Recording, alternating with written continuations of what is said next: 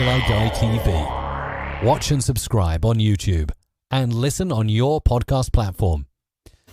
Hi everybody, Jerry Taggart here.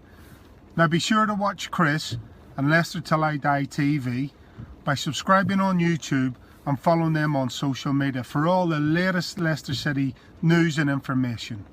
Come on you foxes! Strap yourself in, because we're set up, switched on and ready to go.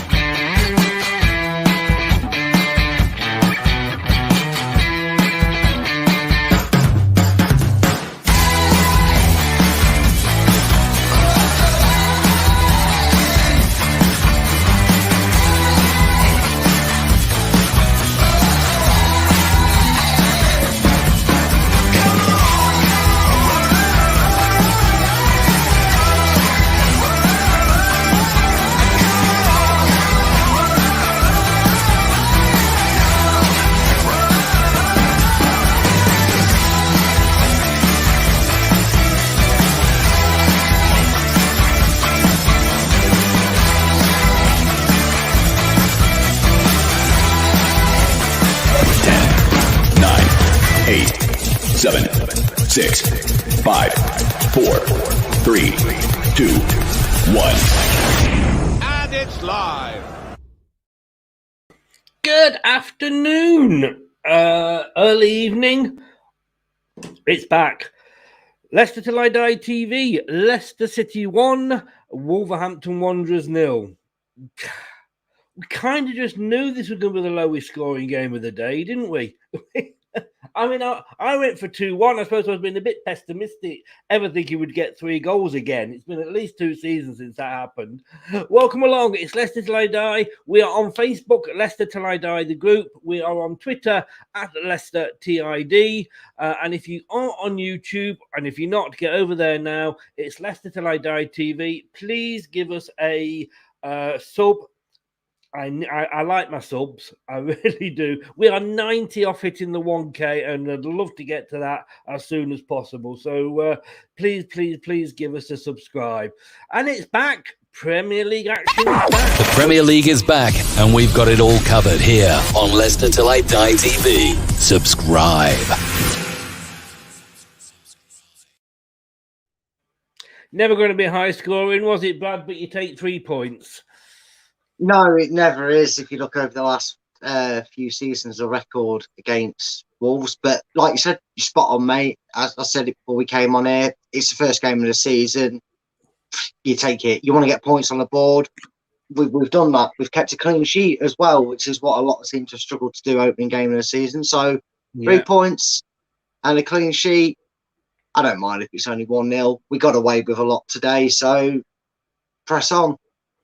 I mean, there's only actually so far 3 teams got the clean sheet. Leicester, Chelsea, and I do believe Brentford did last night. Sorry if I'm laughing a little bit there. But you say it's the first game. That was a game that we looked at. New manager. After a few years, it was a big upheaval for them. They really, if we hadn't have won that, we'd have looked back at the end of the season and go, yeah, like the Fulham game last year, that was a game we should have won. But we did win it.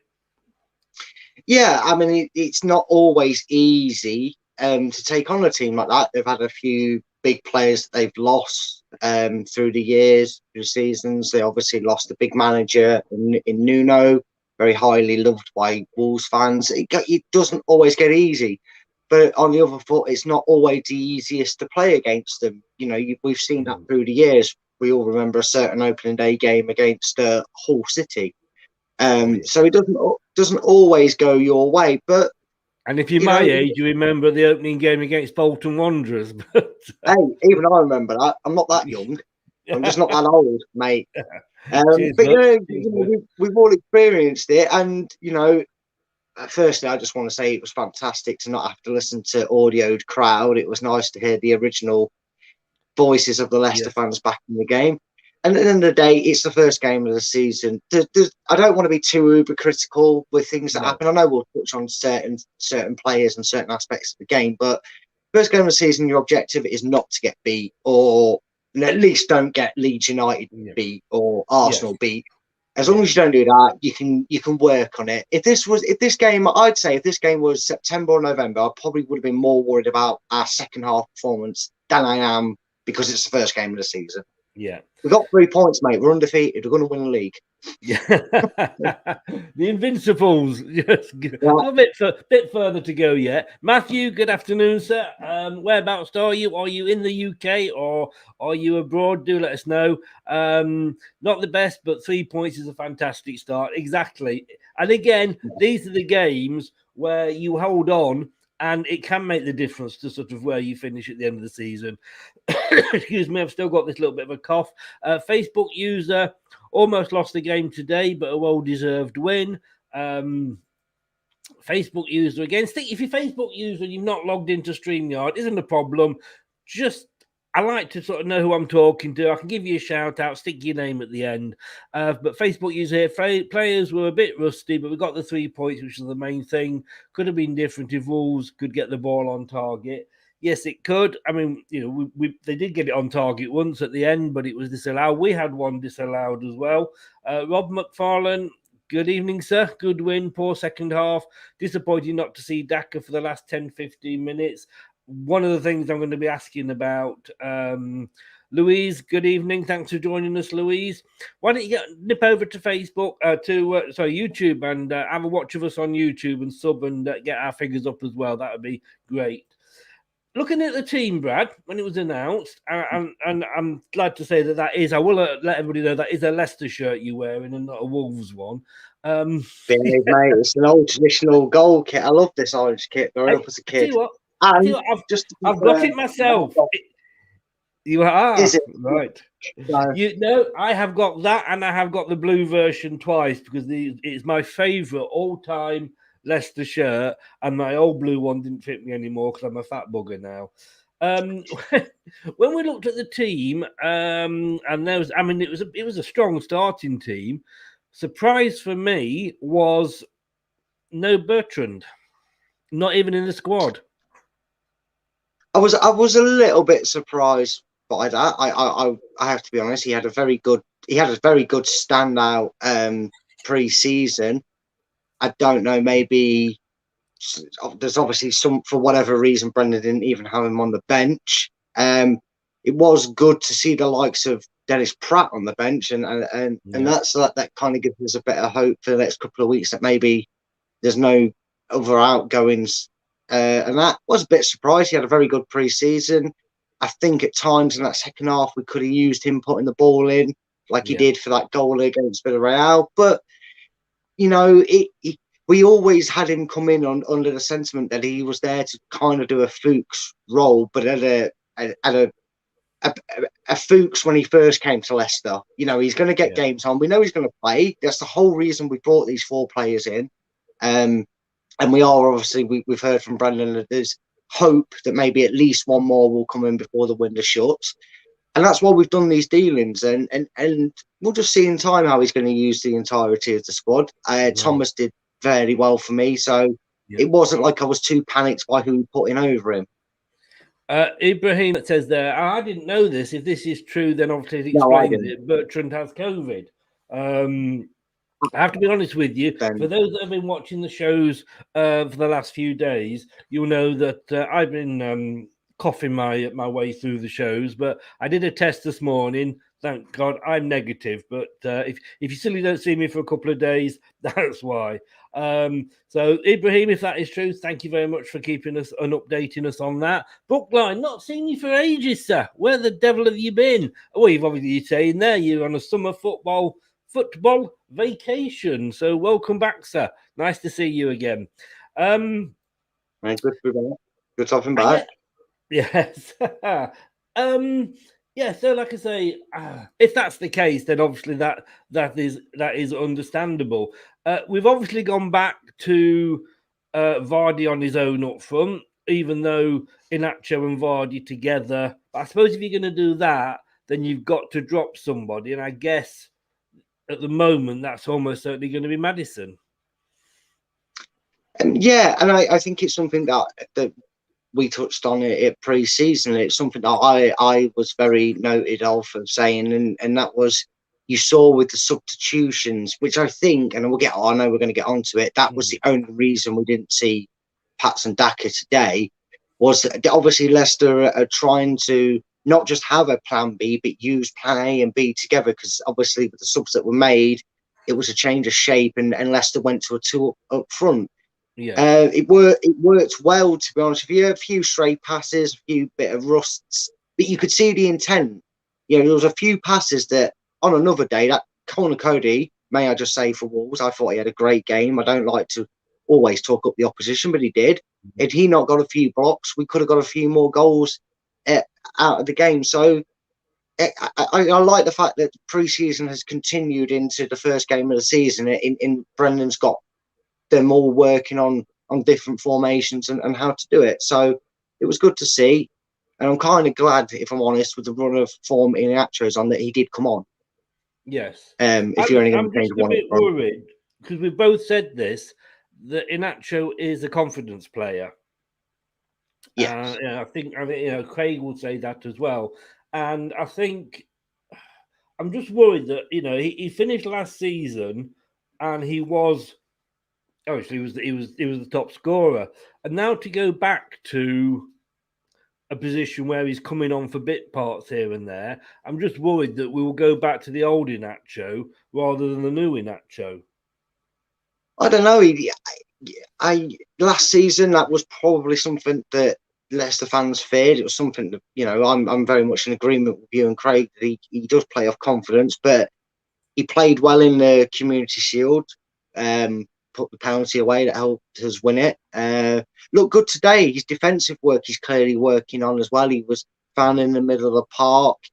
It's almost like over the last 7 or 8 months that Rodgers has found a way to get him to work where if he starts or if he comes on, he knows his role immediately. I mean, he played Vardy through for a one and only best chance in the second half. He made a great tackle to stop Wolves getting away a few times on the right-hand side. I think, look, you always look at the start of the season and go, let's see how the first 5 games go. Yeah. It was, you might find that next game it's Daka and Nacho up front. He might, we're just seeing the birth of the Leicester and how they're going to go about the entirety of this season with how they're changing things. It is very easy to just sort of criticize, but so we have to, like you made the point. Yeah, we've got to take the point that this is the first game of the season, and sometimes you hit the floor running. I mean, Man United 5 Leeds 1, Brentford celebrating like they were Arsenal themselves last night. But well done to Brentford, by the way. I have stuck my flag onto the mast and said that Brentford are going to be my surprise package of next season. But like we said, we have to take the 3 points. I mean, a few comments here. David S said 3 points, but I think we were playing as if we were awed by our first game of the season with fans and were slightly too pedestrian, even though at home, as opposed to playing with speed and confidence. Dean Hawkins, good evening, Dean. How the devil are you, sir? 3 points more important than performance, definitely. I think we'd all agree on that, especially in the first match of the season. Momentum will come later. Some good individual performances, namely Ricardo, Ndidi, and Tillemans. Maddison, I'd take the 60 million, seriously. I don't know. I really don't know about that, Dean. But we'll mention, first of all, Maddison, and then I want to come on to Ndidi. So I'm going to leave that comment up because you touched on him before, didn't you? Before we came live. Yeah, but Maddison, he must. If he probably watched that match last night. I mean, if you were Maddison, why would you go to that shower? I wouldn't, but I'm a Leicester fan through and through. I'd be signing a 7-year contract with Leicester personally, and again, I actually saw the clip. I didn't actually see the post-match and the pre-match stuff with the Community Shield. I watched the video yesterday, and Roy Keane was, spoke a lot of sense on that. And people who haven't seen it, go and see it. He was like, the thing is, everybody, media pundits, and everybody's got their own head up their arse of Arsenal gone by. Arsenal are in the rebuild stage. They've gone 8th and 8th and just been beaten by Brentford. Roy Keane was like, right here, right now, Leicester are the better side. Why would you go there? It's a sideways, if not a backward step. And I don't think Maddison actually had that bad game. For the first half, we were very good. We were very on top. We had 7 chances to their 3. We probably could have. You quoting stats there at me, Brad? I know, right? I even pay attention these days, mate. It's a new season. It's a new me for about half hour, mate. Don't get used to it. Oh, good. But you know, in the second half, it was that cliche. It was a game of 2 halves. Wolves came out as we soaked up, and I think the comment that was put up about maybe they got on an awe with the crowd. It's quite possible. You go so long without hearing a crowd, and more notably, a very packed stadium that's waiting in anticipation. I mean, every home team would have been playing hoping they can get off the mark and see their team win after 19 or more months without being able to see them. And at the end of the day, you could kind of tell by the substitutions that were made that Brendan saw that and probably saw his team feeling the nerves and a bit jittery coming to the end and went, right, let's do what we were fairly decent at doing last season. Let's shut this out. And at the end of the day, by hook or by crook, whether it was off the line, whether it was an arse cheat that got a block in, we didn't just get the win, we got the clean sheet. And that's 2 big positives to take from the opening game of the season. Like you said, only Chelsea and Brentford managed it so far, and we've only got I think we've only got a handful of games to get through. I know Liverpool are playing Norwich right now, and Tottenham play Harry Kane's new side. I mean Manchester City, as well. So we've done well. We've done well. Nuno may decide his head's not in the right place. Which is basically, I think, up Pep's arse. But he's not trained, has he? So I don't care how good you are. If you're not trained, do you remember Berbatov at Spurs? He didn't train. He didn't do pre-season. He was on the bench, and then he moved to Manchester United about a week or so later. As long as it's going to happen with Kane, it might even be a deadline day thing. It will happen with Kane because he's just showing. I think that we're getting this game out of the way. I don't think that Levy wanted him lining up against Tottenham on the first day. And I want to bring Ndidi in. I want to bring in to talk about our game and Ndidi because you weren't impressed with him today. No, it's very rare I say that. Maybe I'm being a bit uber critical of someone who is, in my opinion, one of the best midfielders out there. There's not many names I could put him ahead of in the Premier League.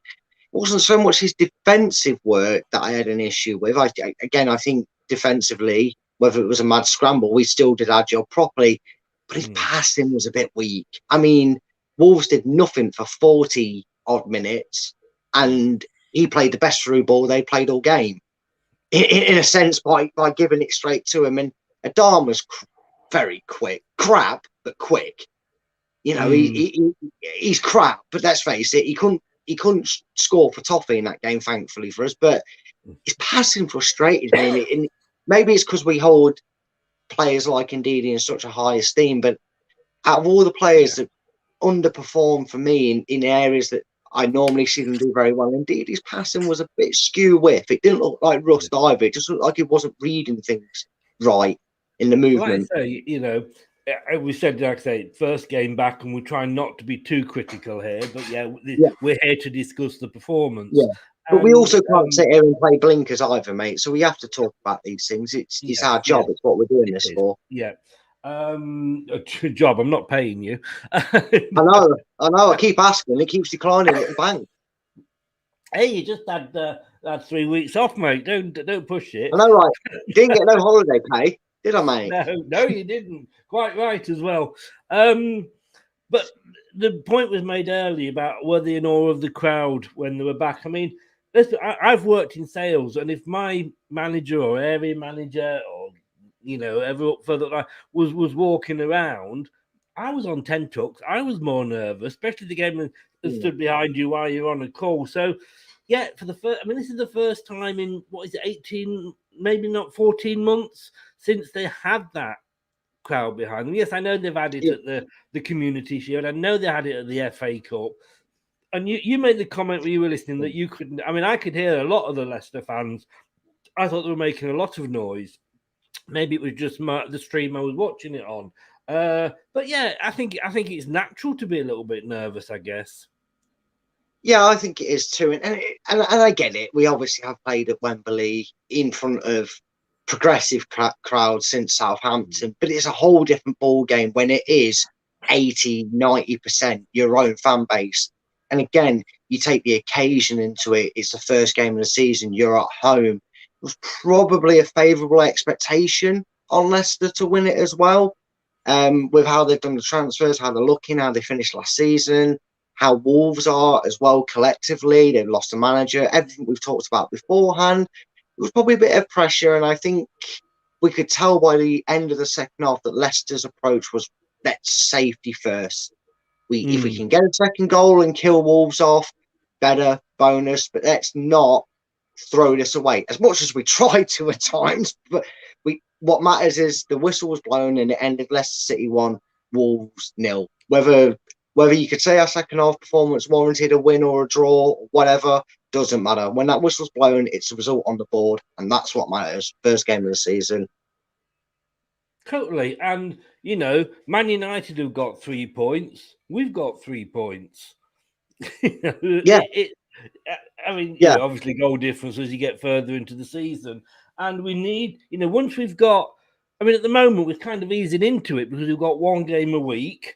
But soon we're going to have a couple of cups thrown in there. I think we're not in the first round of the next round of the Carabao Cup because we're in Europe. So we get a bit of a break with that. But aren't Arsenal in it? That was a bit weird. Didn't Arsenal get drawn in it because they're not in Europe? Or was that just me? Did I just get that wrong? I think they were in it because they're not in Europe. Yes, yeah. I think that's the site I never thought I'd see in my years growing up. Arsenal out of Europe, so they have to play in the Carabao Cup second round or third round. Or do you think we're digging too much at Arsenal? I don't. I'm enjoying it. But no, I've got a JCB, mate. I'm ready to dig even more. Yeah, I was. I can say I've been on a few Arsenal shows since the result came in, and I've asked on every one about Maddison, and they won't give me a reason why they think he should still go. Bookline says, yeah, happy to start with 3 points. That's the thing at the end of the day. Yeah. Definitely is. But yeah, so we've got the Carabao, we've got the FA. Obviously, we're going to be in Europe soon. So let's get as many points on the board. If they're 1-0s, I'll take 1-0s all day long. Well, we won the Premiership on 1-0s at the back end of it, didn't we? So you read my mind there, sir. You read my mind. Great line, think alike, mate. But it's exactly right, though, isn't it? At the end of the day, if I'm being honest, if I was a neutral, did Wolves maybe deserve something out of the game? Probably. They were very threatening in the second half. I don't remember Casper doing too much out of the ordinary for him, though. So no matter if hands, buts, coconuts, does not really matter. As long as we're the ones that are scoring the goals and they're not, I would take. I'm like you, Chris. I would take if you said for our first 5 games of the season, Leicester won 1-0, 1-0, 1-0, 1-0, 1-0. I'd take your. I'd snap your arm off for it. Yes. Yeah. At the moment, Liverpool have just gone 1-0 up, but we are actually sat in 7th, which is the Europa Conference League place. So, yeah, but we're going to win the Europa League, so it doesn't matter, mate. It's all right. No. I really think we could win the Europa League this season, and I think Brentford last night were doing the Donald Trump, weren't they? Stop the league! Stop the league! Stop the league. But substitutions that he made, actually, it is very hard to criticise when you win a game. I think he made the decision that we were going to hold on to the 1-0. But that said, he did bring in Acho on and took Barnes off, and I thought Barnes had a good game. Vestergaard on for Perez, and I'm gonna say here now, I think this season I think we all need to try and maybe just get off Perez's back a little bit. I'm very critical of him, but there's something that Brendan sees in him that he picks him week in, week out. And to be honest with you, in Brendan we trust, as they say. But he was replaced by Vestergaard. It's difficult to judge players when they're coming on sort of after 70 minutes and what have you. And Samari for Madison. I mean, I thought Vestergaard got beaten off the ball quite easily by Traore. Yeah, he did, but Traore is also the size of a tank and loves baby oil. It's ridiculous. I don't know how he's allowed to do that all the time. He's slipperier than a snake. It's unreal. But you don't want to get in the shower after him, do you? All the no, you don't want to be there. You'll end up breaking your ankles if you try and go in after him after a shower. I bet he's last in. But no, at the end of the day, he arrived yesterday. I don't know how close Leicester got. I'm guessing they got the deal signed fairly early. So he was, the idea was to make him eligible to play. Yes. I was a bit nervous that we're chucking him in at a 1-0. I'd have liked us to have been 2-0, and then he probably would have been a bit more at ease. He did see a bit cagey, but he's barely trained. I mean, yes, he's had a pre-season with Southampton, but he's not been learning less. It's not like he's been sat at Southampton going, I'll just read the Leicester tactics just in case. He's still got to know the lads. He's still got to go in. And at the end of the day, it's probably, like you said, it's easier when you win, and it's easier when the defence don't concede when he's on the pitch, because then you can say he gets away with it in a sense. He's allowed 20 minutes to bed himself in. But it was, the subs were a bit strange. I'm going to join you, Chris. Actually, I think when I saw Samore lining up, I thought it was going to be Ndidi or Madison. I thought one of them two were going to come off. I was surprised to see Perez came off, but the second he came off, I knew Harvey Barnes was going to come off for either Iheanacho or Daka. That you sense the change in formation, and they'll just give him. I think Brendan does like to give the players 5 minutes to adjust to it before he makes that final sub. Give Harvey Barnes 5-10 minutes up from and see how it goes before he makes that final sub. But and you can make too many subs in one go, and it completely throw the legs off. Throw the team into confusion. Yeah, plus Wolves are chasing the game at that point. If you've got leggy defenders trying to go all out and nick a point in this situation, and you save at least one sub, especially in a forward or attacking sense, you're going to keep them in check, aren't you? And Brendan's, I've never really, I've raised an eyebrow maybe at his starting 11 sometimes. I think we all have, and we've all had to eat humble pie throughout last season, but I've never really questioned too much his substitution methods, because they have worked very well for us. Yes, yeah. Dean says there, Brendan has said, lads, that Vestergaard has had no pre-season. Oh, right, okay. Yeah. So not up to speed. Samari was calm and added some much-needed composure. Good players always have time, and that's Samari to a T. Adding there that Thomas was class. Yeah, and it is about giving players minutes on the first day, on the first few games, isn't it? I did have to laugh. I'm coming on to great to see Vardy back on the score sheet. He needed that, but I love the fact that the BBC have said Jamie Vardy picked up where he left off at the end of last season. I don't think you'll find he was scoring many at the end of last season. BBC, well, he got 2 goals against Spurs, didn't he? So I could see why they've worked that in well into things. But he needed that, didn't he? He needed that. Yeah, he does. And legends can play at 34 and play at the top level. And unlike Lionel Messi, one of them can score. Jamie Vardy with a great finish.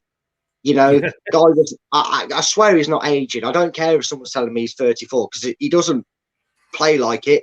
34 years of age. He's just done a pre-season and he's just managed 90 minutes and a goal. Thank you very much. I'm happy to keep him as our strike force.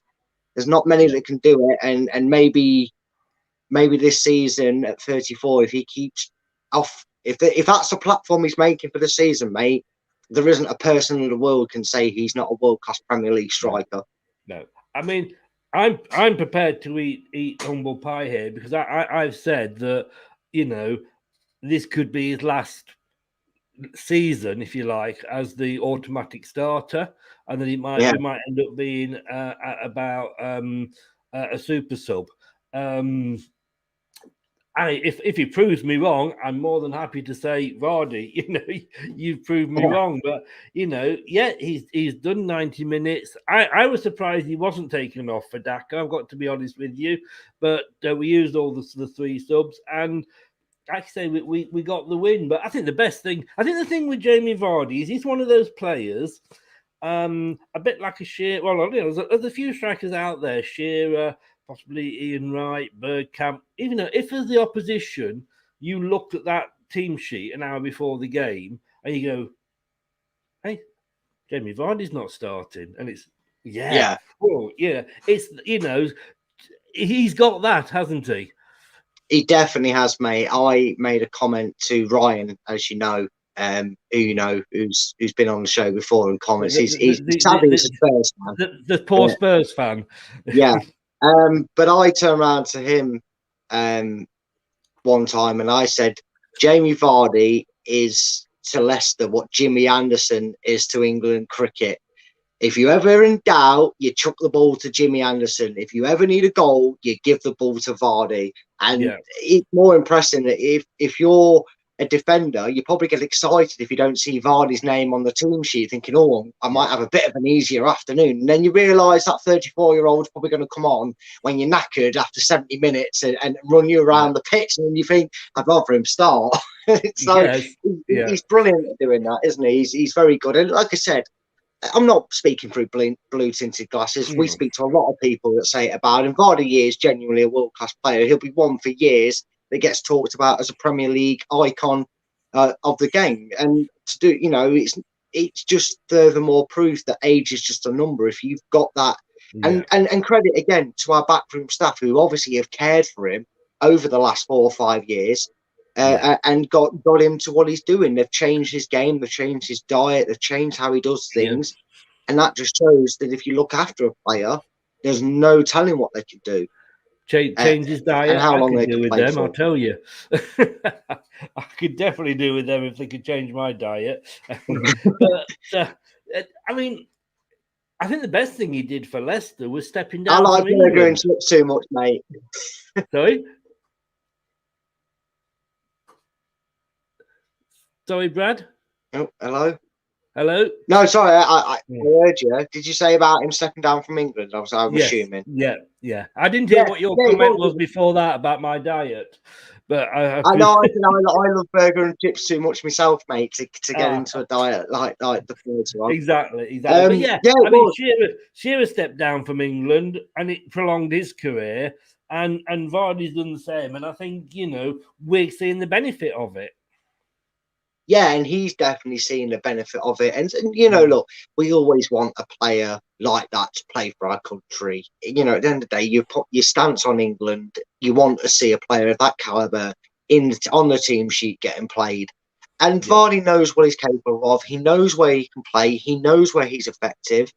And Roy Hodgson didn't use that. And I think he did make the right decision. You don't see it until you're in this stage of your career where you go, actually, yeah, fair dues, retiring at 28, 29 or 30 or whatever was a good call, because I don't think a Jamie Vardy, I mean, the fact that Southgate was still hounding to get Vardy to even consider the Euros this year when he was, just turned 34, tells you that break from international football has paid dividends.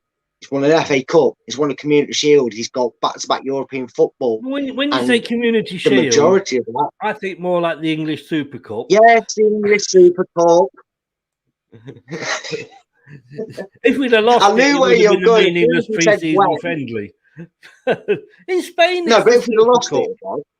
If we'd lost it, it'd have been a meaningless pre-season friendly. But it's the FA Cup winners against the Premier League. It is the English Super Cup. What I want to do we're going to just take a very quick break in a second. What I want to do is, if you're watching here, can you just help us out? Because obviously things are different this season. We're going into this season now where fans are back at the stadium. and we're not watching all the games sort of at home like we were before. We're going down to the ground and then having to travel home, or we're going away and then having to travel home. So we used to start these shows about half an hour, wasn't it, Brad, after kickoff? Yeah, We used to generally go live. We didn't clash with a few other channels as well by doing that. Do people want us to sort of go live? I mean, I've done 45 minutes today. Are you happy with that 45 minutes, or would people prefer it to be an hour? Just think your thoughts in the comments about when you would like us to start the post-match show. And evening ones probably won't be quite the same, because otherwise you'll have us starting them at midnight. But on a normal match day, when would you guys that are watching here, and obviously we do it for you guys, otherwise we'd be just sat here talking to ourselves, bit like a Liberal Democrat MP meeting. But you know, we'd just like to know: would you prefer us to start earlier, later, or after 45 minutes? Let us know anyway. And we're going to be right back after this. Hi, Alan Smith here. Be sure to watch and listen to Chris on Leicester Till I Die TV. You can also subscribe on YouTube and various social media channels. Up the Foxes! Indeed. Thank you, Alan. So, looking at the match stats then, we know that another Alan Bennett does those for us, and he gives it on the hoof. So as soon as he walks out the stadium now, and as soon as he gets the signal, which isn't always easy down the KP, he lets us know what his stats are. So he doesn't have a lot of time to think about it. And I think he's probably got it about right here. I mean, Vardy, man of the match, and that's pretty much what they've got on the BBC, where people vote for him. He got not only Leicester's best player, but also match best player. Manager and team 7, probably fair reflection for the first game. Do you agree, Brad? Yeah, I agree with that. I think in the first half, you was probably looking at the performance and the way the game was going and thinking this might be a comfortable win. You'd probably say an 8 or a 9, and there's probably a few with the man of the match. In the second half, Wolves took control and a few performances died off. But Vardy, ever consistent, Mr. Consistent. I think 7's all round is very fair. And obviously, the goal scorer, the match winner, normally 9 times out of 10 gets given the award for the match. So very well done. I hope we never lose, take a beating at home, because I don't want Alan Bennett saying he can't do it because he's throwing his phone at a wall. Trying to do his game right, smash his phone up, can't tie. Yes, that could happen. It could happen. As regards the result, as you know, if you go on to sort of LeicesterTillIDie.com, the website, and then we've got next match and last match. As we did last year, we do a little bit of a mini league with myself and a few players. We've got a couple of extra players. It's not easy for me to say in this year. For those of you who are around my age, Ian Wilson from Jock Wallace's squad there has joined us, and has had indeed Mr. Jerry Taggart. And you added that to Ian Marshall, add that to Steve Walsh, and add that to Steve Linex. You think one of us would have got the score correct? No, we didn't. I went 2-1. Ian went. Everybody went for a win. Marshall normally goes to war. What's he doing? Is he feeling all right? I know. Marshy actually is the most honest here. I think he decided it didn't do him any good last year because he came third. And Steve Linex, he used to vote against us because if he voted us to win, we'd lose. So, but he went for the win. We've all gone. So at the moment, we're all topping the table on 1 point each. So, but what I want to mention there is that we are doing that this season in conjunction with a prediction game called the Long Ball. Now, we are going to be previewing this, and I know we're a week behind, but we just wanted to get it spot on. We are going to be previewing it, me and Brad, on Tuesday night at 7:00, and it is a prediction league. But if anybody wants to sort of get in early and have a look, just tell them all about it, Brad, because you've had a play on it. Yeah, that's the only thing I've been playing on recently. But yeah, the long ball is obviously used by Leicester legend Ian Marshall, as Chris has stated there. And basically, if any of you have ever played a Super Six, you'll have an idea of what it is. It's just basically as simple as it is. You get every weekend's fixtures of Premier League football. You predict the scores. I haven't quite figured out the point system. It is a bit vague on there, but it is a new thing that's not been long in use. So they're ironing out a few things. It's pretty simple. It's pretty much a laugh. If you guys want to sign up, go to the website. It's the long ball. Is it long ball? Is that right? Longball.com. Yeah. Sign up. Make your predictions for next week. Get them ready. You've got until pretty much the first game kicks off, so it does count down. It gives you know, if you forget and you think, oh God, there's a game on Friday, and you get to Friday morning, you're still going to have time to get your predictions in. Don't worry about it.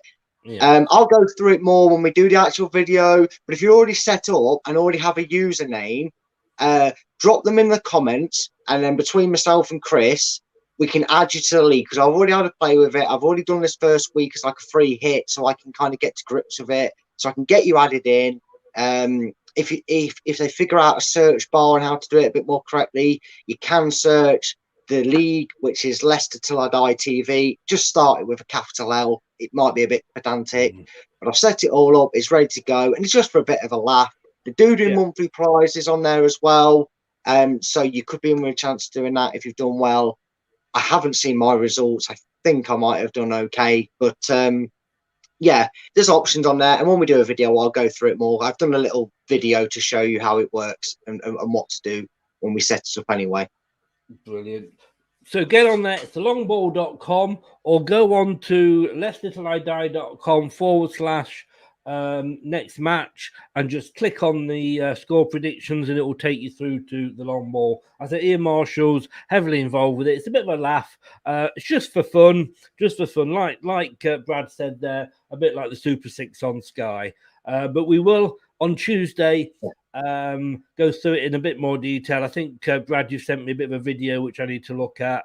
Yeah. And then I'm still waiting for you to send me the proper video on the long ball and not your evenings alone in front of the TV videos. Yeah, I just get bored, mate. That's why I send them you. I don't think I'll make quite as much money selling it as Kim Kardashian's videos, but there we go. No, I charge. They charge me more than it did make, so I don't bother anymore. But that's 7:00 on Tuesday. Hey, look, we started with a win. Couldn't ask for anything else. 3 points. I haven't, Heather. It's been so quiet. Thank you. It's been. I'm not saying anything, but we'll see you on Tuesday.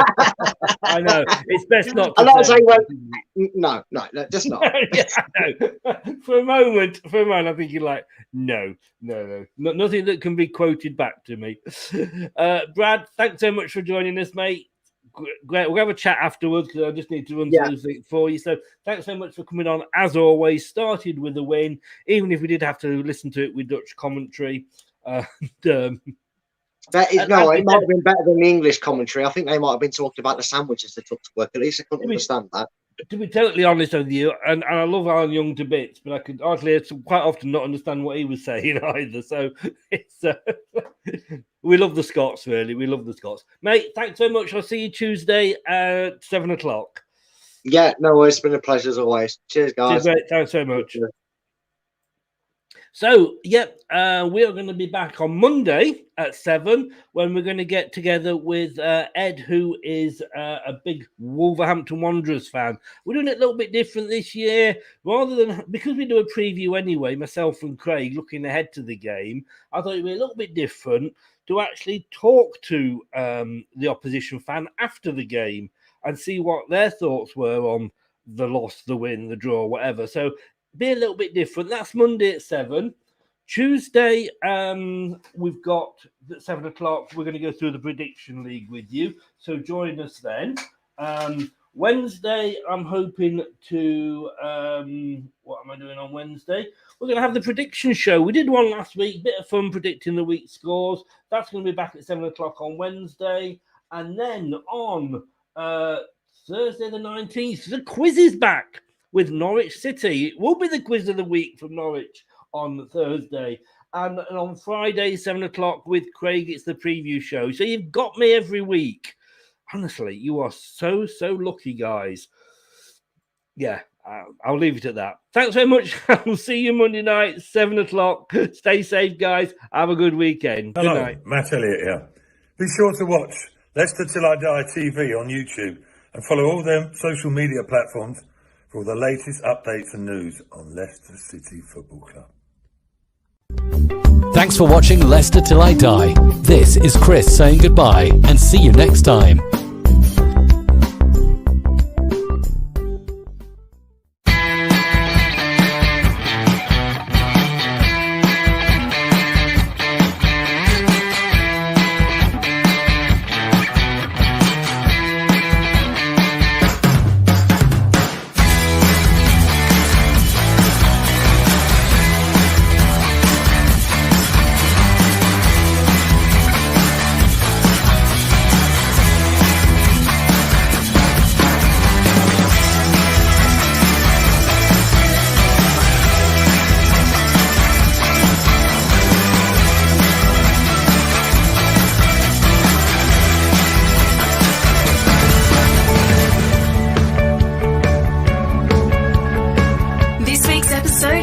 To an end. But the fun doesn't have to stop here.